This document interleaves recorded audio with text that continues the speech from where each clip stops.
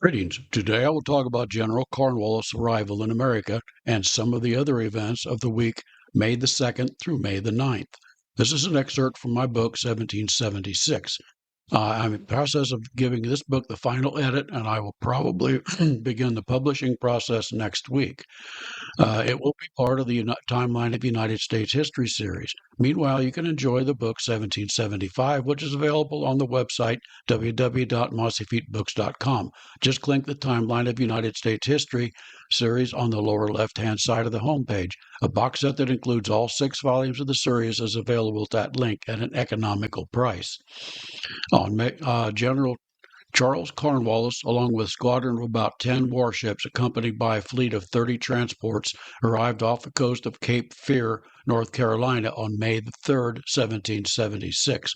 The fleet had departed Cork, Ireland on February the 12th, but had run into storms after 5 days after departure. The storms scattered the fleet, which included Ethan Allen, held prisoner below deck of the HMS Soledad.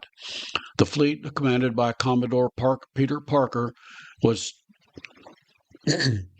still incomplete as many ships were still at sea. General Charles Cornwallis lived from December the 31st, 1738 until October the 5th, 1805.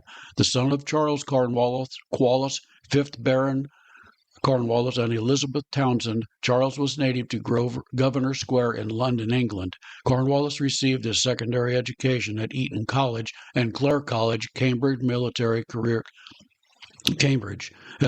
He enlisted in the Army in 1757, receiving his first commission as an ensign. He gained permission to obtain further military education on the continent. He studied at the Military Academy of Modena at Turin, Italy. During the 7 Years' War, he participated in the Battle of Minden in Germany, after which he purchased a commission in the English military, becoming a captain. He received a promotion to lieutenant colonel. The regiment he participated in several battles, mostly in Germany, during the conflict. In 1760, Cornwallis gained election to the House of Commons. A year later, he succeeded his father's title as the second Earl of Cornwallis. Subsequently, he became a member of Parliament's House of Lords. He and Jemima Tullikins Jones married in 1768. The couple would have 2 children. During the early years of the rising tensions with the North American colonies, Cornwallis was a supporter of the colonial cause. He was one of only 5 peers in the House of Lords to vote against the Stamp Act in 1765. During these years, Cornwallis remained out of active military service, but continued to support it as a member of Parliament. At the outbreak of the war between the colonies and Britain, he sought and received active status. He gained promotion to Major General on September the 29th, 1775. The following year, Cornwallis received orders to deploy to the war in America. The day before, Alexander Hamilton, who commanded an artillery company, sent a letter to Congress. Alexander Hamilton's artillery company was understaffed and underpaid. On May the 2nd, Hamilton tried to rectify both situations by writing the New York Provincial Congress a letter in which he compared the pay rates with other artillery companies with his own. The letter stated, quote, "You will discover a considerable difference. My own pay will remain the same as it is now, but I make this application on behalf of the company, as I am fully convinced that such a disadvantaged distinction will have a very pernicious effect on the minds and behavior of the men.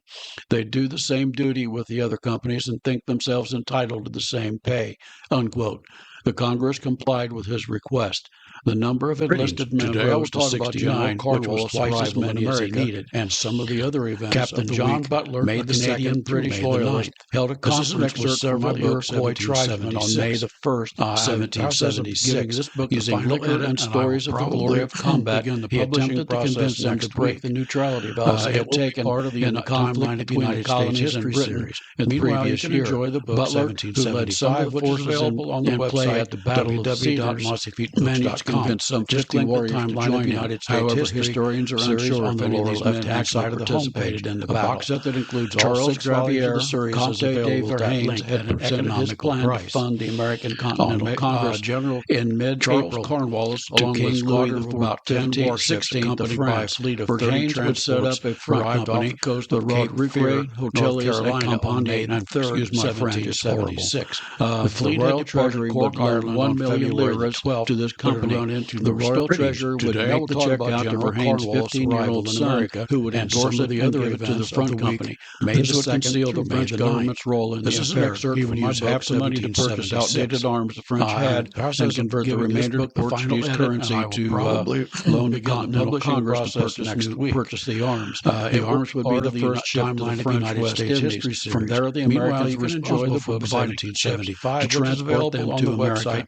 King Louis XVI studied the plan for about 2 weeks, giving his final approval to the plan on the lower left-hand side of the General Henry Clinton's fleet includes 2,000 British soldiers lay offshore of North Carolina, ready to begin an invasion. On May the 5th, he issued a proclamation that condemned the rebellion as wicked and counter-accompanied by a fleet of 30 transports. He offered full pardon to all but laid down their arms for their own and their posterity's happiness, excepting General Robert Howe and the President of the North Carolina Provincial Council, Cornelius Barnett. Today I will talk about General Cornwallis' arrival King George issued letters to Admiral Richard Howe and General William Howe that authorized them to pardon all Americans in rebellion and to negotiate peace. The Howe brothers had both opposed the King's policy as well as the war against the colonies. Both had displayed considerable favorable intentions toward them. Admiral Howe was especially keen on reconciliation with the colonials. However, this desire would not interfere with his duty to obey the wishes of the King. Just click the timeline of United States history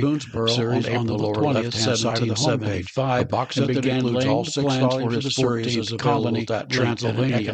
By May the 8th, he had gathered men from the surrounding settlements of Cornwallis, along with squadron of about 10 warships, accompanied by a fleet of 30 transports from where I off the coast of If you like my videos, please hit the like button. On May the more likes I get, the more YouTube will show it to other people. The fleet had departed Cork Island on February the 12th. I also invite you to visit my website, www.mossyfeetbooks.com. There you will find sample chapters, podcasts, a slew of content, and links to where you can buy my books. While visiting the website, you can subscribe to it and receive email notifications of when I publish a new book or other content like this video and podcast. If you like what I'm doing, please purchase a book as it helps fund my work.